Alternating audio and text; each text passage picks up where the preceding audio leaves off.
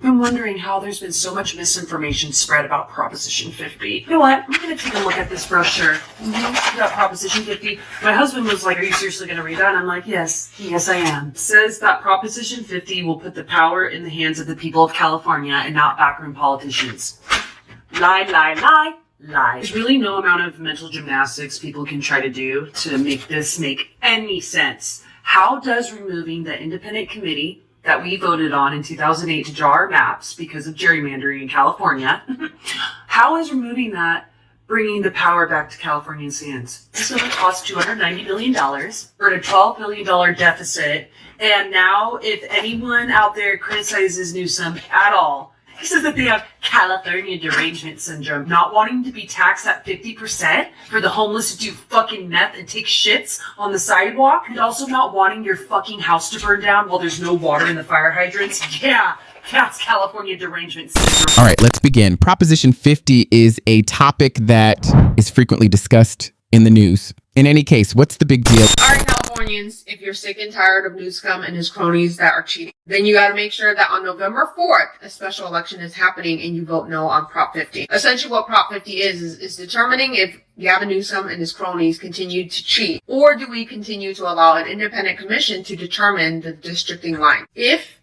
they win, that means Newsom and his cronies will continue to make everything democratic, and California as we know it will even be a bigger shit show than it already is. So if you are wondering why vote no on Prop 50, because if they win and if they get their way, they're going to redraw the lines and determine where Democrats are going to represent. And in my opinion, they want Democrats to represent everywhere in California, and we will never be able to. Isn't that a nice sound? But wait. Critics are sounding the alarm, saying it's more like a shrewd ploy by politicians to take power. You know, the same individuals who are promising change. Well, here's the California latest dumb shit move. Fuck, y'all are fucked, man. Y'all need to vote no on 50 and start voting away all these fucking demon rats. Because y'all are going to be in a world of hurt. Watch this shit. Starting next month, California is capping the speed of big rigs at 50 miles an hour. Transportation leaders say the new limit, along with English reading checks, aims to prevent crashes and improve communication during inspections. It feels slow, but they want us keeping it steady in the... Shit, I'm doing 54 on a dirt road. Are you shitting me? Let's take it down to 50. Oh, let's really crawl now. Okay, 50. And this is what truck drivers are going to be driving like in California? You shitting me? There go your fucking loads. Your Amazon Prime package is not going to make it today. Maybe in 5 days. Fucking California. The next thing you know, they're going to lower the speed limit on all fucking cars. Because we lowered it on the truck, so fuck the drivers too. Ay, ay, ay. Y'all ain't opening your eyes, are you yet? Well, that pendejos. My people love y'all. Nah, not all but some. And in the center is Gavin Newsom. Though not everyone is in agreement, he has been working very hard. Politicians may be able to change district lines for 3 whole election cycles, they claim. That is years of control that altered California's political climate. If this is approved, it might have a significant effect on all of us. Voting centers in California are officially open starting today. And if you haven't already, you need to head into your local voting center and vote no on Prop 50. I'm not going to sugarcoat it. The current turnout from California Republicans in this election is embarrassing. It's pathetic, actually. So far, over 3.7 million ballots have been returned statewide, and Democrats are turning out in massive numbers. Meanwhile, only about 17% of registered Republicans in the state have returned their ballots. 17%. That is deeply concerning. And that's exactly how we lose. Not because Democrats outsmarted us, but because too many conservatives are lazy and pessimistic, staying home thinking their vote doesn't matter. Well, you know what? Your vote absolutely matters. And the only way we're going to dig ourselves out of this hole that Democrat leadership has put us in is if we get out there and we put in the work. But if we don't, nothing's ever going to change, and our once great state is going to decay even more. Prop 50 isn't just some inconsequential ballot measure. It is going to change the entire trajectory of this state. It's about politicians stealing more power for themselves and silencing the voices of millions of Californians. And now there are no excuses. If you care about your faith, your family, your freedom, go in and vote no on Prop 50. Centers are open. Go vote in person or drop off your ballot and get your friends and family. Click the subscribe button to view all of our most current videos. Okay, folks, let's now take a closer look at Proposition 50. Things start to get a little crazy at this point. He didn't want to have anything to do with it. That's how that ended. He says, well, it deals with politics, and I don't want to touch politics. Can you believe that? And maybe there are many people out there still out there thinking like this, that believers have nothing to do with politics, which is so foolish. It's so ignorant. Because it's part of our mandate to have dominion in the earth and to righteously manage everything that's happening in the earth.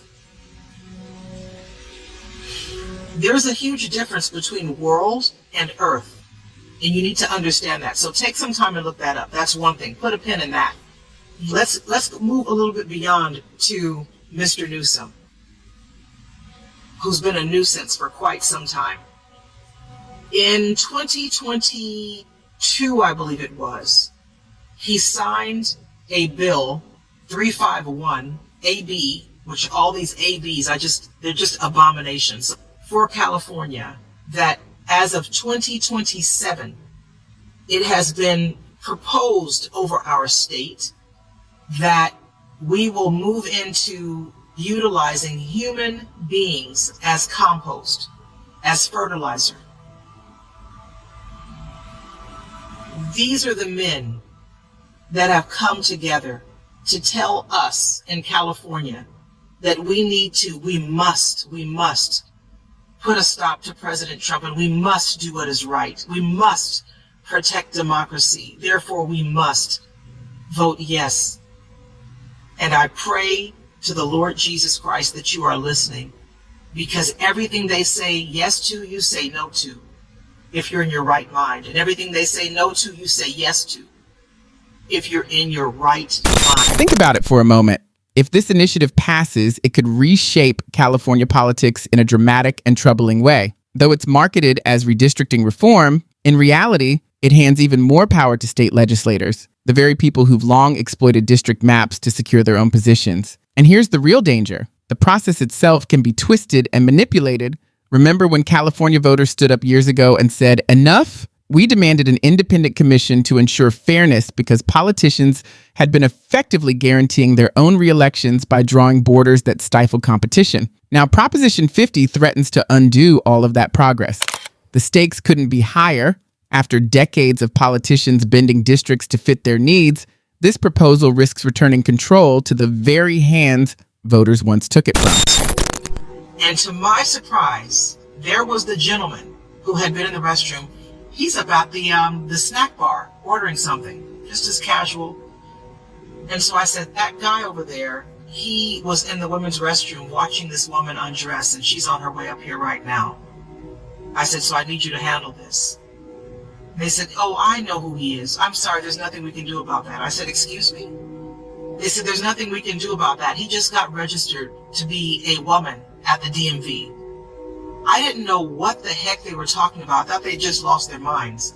And I had them explain to me. They said, well, something just changed in the laws, and he's able to do that now. He actually changed his driver's license to reflect that he is now a female. I said, he looks like my husband. I said, there's nothing female about him. And I said, he was in the restroom. I'm telling you, I just saw it with my own eyes, watching this woman undress, but acting as if he was in there doing something else. There was no sink. There's no washing of the hands. It's just a mirror and a counter. And she saw it. And so they said, we understand, but there's nothing we can do. He's now registered as a woman legally in the state of California. So he is now able to use your restrooms and etc. I said, okay, thank you. That helps me know what I'm to do now. I'm going to cancel my membership, which I did that day. It's done. And I found a new gym that honored the space of women. If politicians gain the power to redraw electoral maps, they could effectively choose their own voters, tilting the game in their favor like referees moving goalposts mid-match. And that's when democracy starts to crumble, because every vote, yours, mine, and everyone else's could lose its value entirely. Voter turnout already poses a huge concern, especially with Republican participation in California at troubling lows, meaning a small group ends up making decisions that shape everyone's future. And if Prop 50 passes, both parties will feel the effects as vast portions of the population become voiceless. Beneath its label as reform, Prop 50 is really about control, another layer of manipulation to secure long-term political dominance.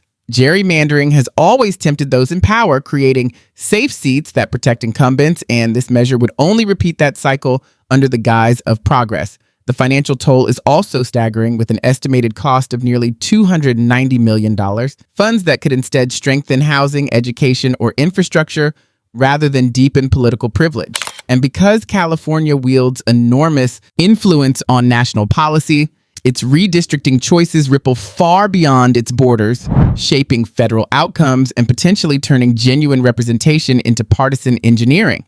The real question, then, is whether Californians can trust the same politicians who stand to benefit from controlling the maps. When trust erodes, democracy weakens, and rebuilding faith becomes almost impossible. That's why now, more than ever, citizens must demand transparency, accountability, and fairness. Because only by staying vigilant, asking tough questions, and refusing to be silent can people ensure that their voices truly matter. So, is Proposition 50 a step toward fairness or just another calculated power grab? Your awareness and willingness to speak out might be the spark that reignites genuine democracy.